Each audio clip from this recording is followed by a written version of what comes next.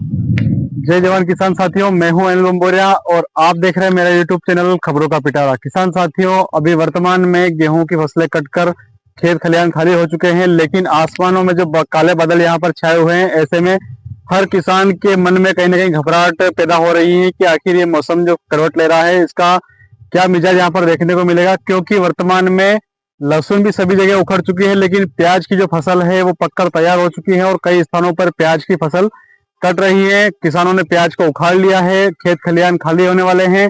इसी कड़ी में कई जगह लहसुन में तुलसी की फसल को भी किसानों के द्वारा बोई गई थी, जो कि पककर तैयार हो चुकी है। ऐसे में बारिश अगर होती है तो निश्चित रूप से कहीं ना कहीं यहाँ पर नुकसान भी देखने को मिल सकता है, लेकिन कुछ किसानों को यहाँ पर राहत भी मिल सकती है, जिनके खेतों में अभी वर्तमान में प्याज की लहसुन खड़ी है और अन्य किस्म की जो फसलें भी पानी पिलाया जा रहा है, ऐसी फसलों में यहाँ पर काफी फायदा देखने को मिल सकता है। तो ये तमाम जानकारी इस वीडियो के माध्यम से आपको देना चाहूंगा कि अगले एक सप्ताह तक मौसम में किस तरह से परिवर्तन देखने को मिलेगा। तो बने रहिए मेरे साथ इस वीडियो के साथ।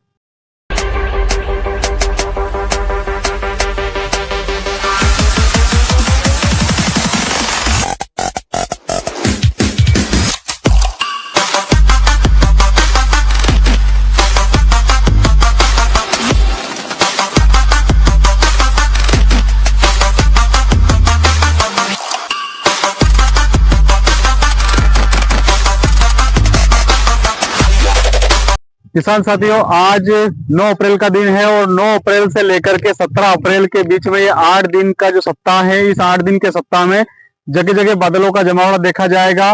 काले घने मंडराते हुए बादल किसानों के लिए चिंता और परेशानी का कारण लेकर के आ सकते हैं। इसके साथ ही सबसे महत्वपूर्ण विषय मैं आपको बता देना चाहूंगा कि क्षेत्र वाइज अगर हम बात करते हैं तो मंदसौर, नीमच, धार, झाबुआ, अलीराजपुर, देपालपुर, खंडवा, बुरहानपुर और मंदसौर, नीमच, खाचौद, नागदा, बड़नगर, मंडला, विदिशा, बालाघाट, शिवपुरी, ग्वालियर और बैतूल, खंडवा ऐसे क्षेत्र हैं जहां पर काफी संख्या में एक सप्ताह तक लगातार मौसम खराब रहने की संभावना यहाँ पर देखने को मिल रही है। हल्की सी बूंदाबांदी कहीं पर देखने को मिल सकती है, क्योंकि आपके क्षेत्र में अभी शादियों का सीजन भी चल रहा है और काफी क्षेत्र में शादियां हो भी रही है। ऐसे में थोड़ी सी सावधानी रखने की आवश्यकता है। हालांकि सभी क्षेत्रों में बारिश की संभावना यहाँ पर देखने को नहीं मिल रही है और नाम मात्र की बूंदाबांदी यहाँ पर हो सकती है।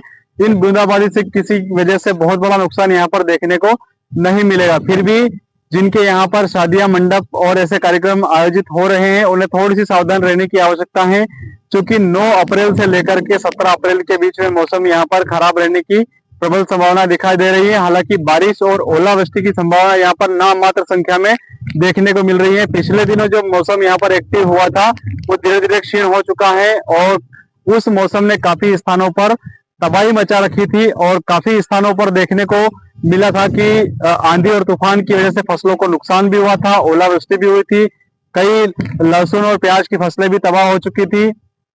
ऐसी कड़ी में अब फिर से यहाँ पर आपको डरने की आवश्यकता नहीं है। 9 तारीख से लेकर के 17 तारीख के बीच में जो जिले में आपको बता रहा हूँ, इन जिलों में बादल बिल्कुल तादाद में छाए रहेंगे। काफी संख्या में आसमान में काले बादल घुमड़ घुमड़ करके आएंगे।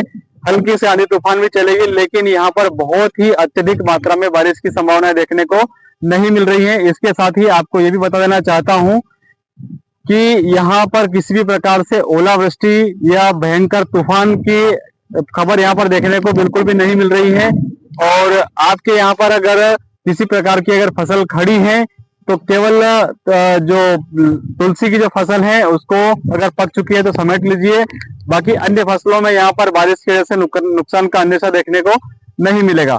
किसान साथियों, मैं हमेशा ही आपके लिए तत्परता से और बिल्कुल सटीक जानकारी मौसम की लेकर के आपके बीच में आता हूं। आप सभी से मेरा एक ही अनुरोध रहता है कि हमारी मेहनत के लिए आप भी थोड़ा सा हमारा सपोर्ट करें और आपने अभी तक मेरे चैनल को सब्सक्राइब नहीं किया है तो निश्चित रूप से मेरे चैनल को सब्सक्राइब कर लीजिएगा, ताकि समय रहते सबसे महत्वपूर्ण जानकारी आपके बीच में और आपके मोबाइल पर आ सके। पास में जो बेल आइकन का बटन दिखाई दे रहा है उसे भी दबा दीजिएगा, ताकि हर नोटिफिकेशन आपके मोबाइल में बिल्कुल बचता हुआ उपलब्ध हो सके। इसी तो किसान साथियों, इस मौके पर आपसे एक और विनम्र अपील करना चाहूंगा। इस वर्ष जमीन के अंदर पानी का लेवल बहुत ही नीचे जा चुका है और ऐसे में जमीन के अंदर पानी पर्याप्त नहीं है, पानी की काफी यहाँ पर विषमता देखने को मिल सकती है, क्योंकि अंतिम समय में जो बारिश हुई थी उसी की वजह से हमारे ट्यूबवेल और कुएं का लेवल बढ़ा था, जो कि अस्थायी था।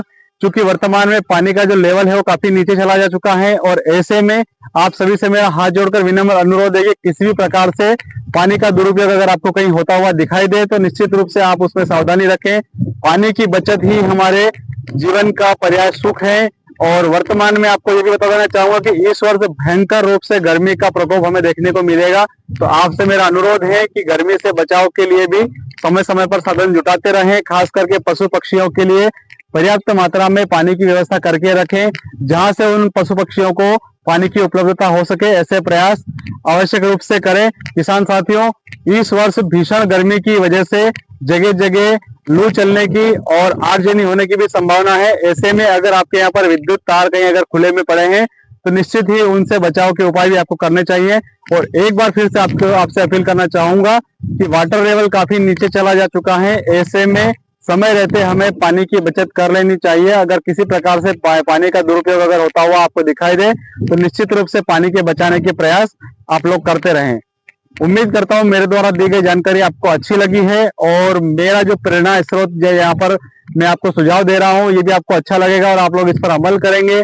तो इसको अधिक से अधिक शेयर कीजिएगा ताकि आम जनता के बीच में यह संदेश जा सके और सभी लोग कम से कम पानी का दुरुपयोग होने से बचाने के उपाय खोज सके, इसके साथ ही आने वाले समय में भीषण गर्मी से भी बच सके। इसी आशा और विश्वास के साथ आपका एनिल बंबोरिया, टीवी न्यूज रिपोर्टर, खाचरोद।